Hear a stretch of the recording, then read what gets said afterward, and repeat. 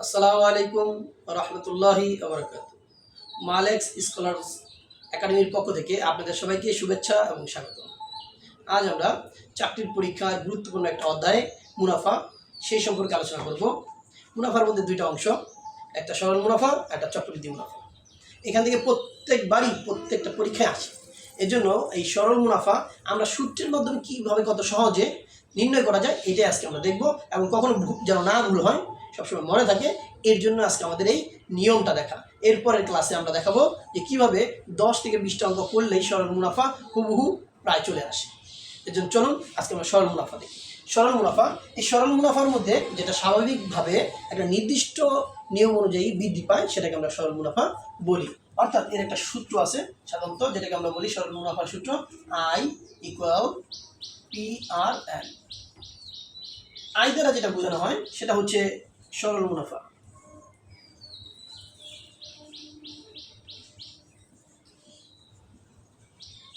P দ্বারা যেটা বোঝানো হয় সেটা হচ্ছে মূলধন।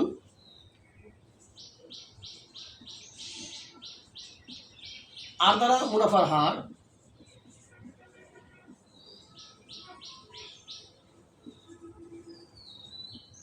আর এন দ্বারা সময়। আই দ্বারা কি দেখলাম আমরা? আই দ্বারা সরল মুনাফা, পি দ্বারা মূলধন, আর দ্বারা মুনাফার হার, এন দ্বারা সময়। এই চারটা জিনিস যদি আমরা মনে রাখি তাহলে যেইভাবেই অঙ্ক আসুক না কেন আমরা অবশ্যই সে অঙ্কটা পাবো। এখন আমরা দেখব যে আই সমান পি আর এন, যেটা হলো সরল মুনাফা আমরা বের করি। আই দ্বারা অর্থাৎ সরল মুনাফার মানটা যখন সরল মুনাফার মান চায় আমাদের কাছে তখন আমরা এই সূত্রটা ব্যবহার করি। কিন্তু যখন মূলধনের মান চাবে সরল মুনাফার মধ্যেই পি সমান তখন আমরা লিখবো আই ডিভাইডেড আর এন। যদি এন এর মান চাওয়া হয় তাহলে লিখবো আই সমান পি আর আর। যদি আর এর মান চাওয়া হয় তাহলে আমরা লিখব আই সমান আর এন 100। তাহলে এইভাবে যদি আমরা চারটা সূত্র একটু দেখে নিই তাহলে সকল সমস্যার সমাধান। এখন আমরা কয়েকটা অঙ্ক দেখব, অঙ্ক দেখলেই বুঝতে পারবো যে আসলে কিভাবে এটা সমাধান করা এত সহজ। এই জন্য সূত্রটা অবশ্যই আগে বুঝতে পারে নেন, তারপরে দেখেন যে কত সহজ আমরা এই প্রশ্নটার মাধ্যমে আমরা চারটা অংশকে সমাধান করব যাতে করে আমাদের কোনো সমস্যা না থাকে। এই জন্য আমাদের এখানে বলা আছে 3000 টাকা কোনো ব্যাংকে জমা রেখে 2 বছর পর 10% হারে মুনাফা কত হবে। অর্থাৎ এত টাকা যেটা হয় সেটা পি আমরা জানি। পি হলো 3000 টাকা, আর হলো বছর হলো, এন হলো 2, আর হলো 10% মানে 100/10। এখন পরীক্ষার মধ্যে আমাদের ক্যালকুলেটর ব্যবহার করতে দেয় না, এর জন্য আমরা এভাবে করলে ভালো। আর যদি দশমিকে চলে আসে তখন আমরা ভাঙায় নিলে আমাদের জন্য সুবিধা হবে। আর হলো কি নাই, আয়ের মান নাই, আয় সমান আমরা জানি না। এর জন্য আমরা কি জানি, একটু আগে যে সূত্রটা আমরা দেখলাম আমরা জানি আই সমান পি আর এন। এখানে পি এর মানটা হইতেছে 3000 টাকা, আর এর মানটা হইতেছে 10% মানে 100/10 ভাগ, আর এন হইতেছে 2 বছর। তাহলে এখন সুবিধা এখানে এটা কাটি, এখানে হবে 30, 2টা শূন্য আর এই 2টা শূন্য কাটা, তাহলে সহজভাবে 30 হয়ে যায়। 30 দিয়ে 10 গুণ করলে 300, আর 2 গুণ করলে 600। কত টাকা হয়ে গেল? 600 টাকা। তাহলে আমাদের উত্তর হচ্ছে 600 টাকা। এখন এই যে 600 টাকা আমরা পেয়ে গেলাম, অর্থাৎ এই আয়ের মান যদি বের করতে বলে তাহলে আয়ের মানটা আমরা শিখে ফেললাম। কিন্তু এখন যদি আয়ের মান এখানে এই টাকাটা না থাকতো, যে 3000 টাকা নাই, 3000 টাকা নাই, কি দেওয়া আছে এখানে? মুনাফা দেওয়া আছে। মুনাফা কত টাকা? মুনাফা দেওয়া আছে 600 টাকা। এটা যদি আমরা লিখি 600 টাকা মুনাফা, 600 টাকা। আচ্ছা, এটা যদি আমরা এইভাবে লিখি মুনাফা 600 টাকা। মুনাফা 600 টাকা কোনো ব্যাংকে জমা রেখে 2 বছর পর 10% হারে আসল কত টাকা হবে? তাহলে এখানে কি হবে?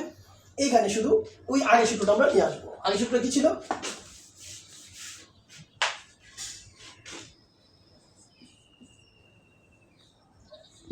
আগের সূত্রটা ছিল পি সমান উপরে আই নিচে আর এন। এখন আয়ের মান কত পাইছি আমরা? 600 টাকা।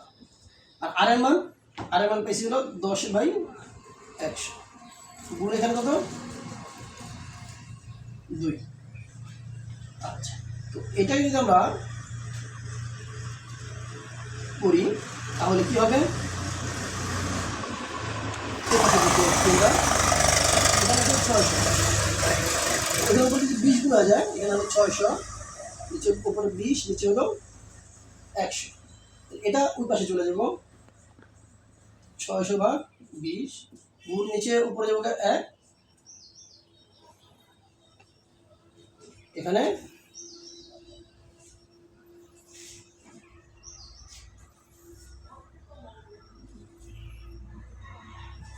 উপরে উপরে চলে যাবে 100। তাহলে এটাতে কাটলে কত হবে 5, 5 6 30, এটা 3000 টাকা, এটা হলো আসল। তাহলে এখানে যদি 10% হয় তাহলে এই 100 চলে যাবে উপরে, আর 10 গুণ 20 নিচে থাকবে, তাহলে কত হবে 100। তাহলে এটা কাটলে 5, 5 দা 600 গুণ করলে 3000 হয়। তাহলে এটাতে আমরা যদি দেখলাম সেটা পি এর মান, যদি আর এর মান হয় তাহলে সংখ্যাগুলো চেঞ্জ করে দিলেই হয়ে যাবে।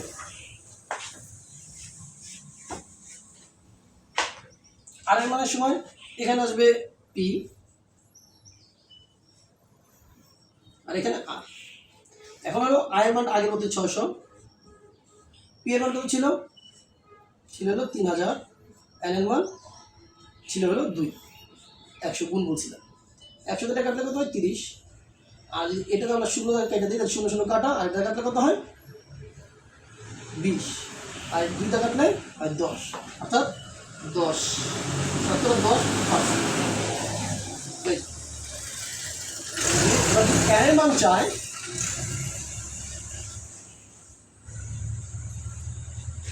এন একই সূত্র ব্যবহার করবো আমরা, এন সমান পি আর আর। তাহলে আই হলো আমাদের 600 টাকাই, পি এর মান 3000 টাকা, আর এটা হলো 10%। এটা যদি কাটি এখানে থাকে 10, এই 10 যদি কেটে দিই এটা 300, 300 তার 600 কাটলে থাকে 2, অর্থাৎ 2 বছর। তাহলে এই একটা সূত্র দিয়েই আমরা 4টা সূত্র শিখলাম। তো এর জন্য যদি এরপরে কোনো সমস্যা থাকে বলবেন, তো এই এক সূত্র দিয়ে কীভাবে সারা জীবনের জন্য এই অঙ্ক সমাধান করা যায় এটা আমরা দেখব। এবং এর পরবর্তীতে ক্লাস সরল মুনাফার উপরে আমরা 10 থেকে 15টা অঙ্ক দিয়ে দেবো আপনাদের, যার মধ্য থেকে আপনার যে কোনো চাকরির পরীক্ষায় আসবে ইনশাআল্লাহ। এরপর আমরা চক্রবৃদ্ধি মুনাফা শুরু করব।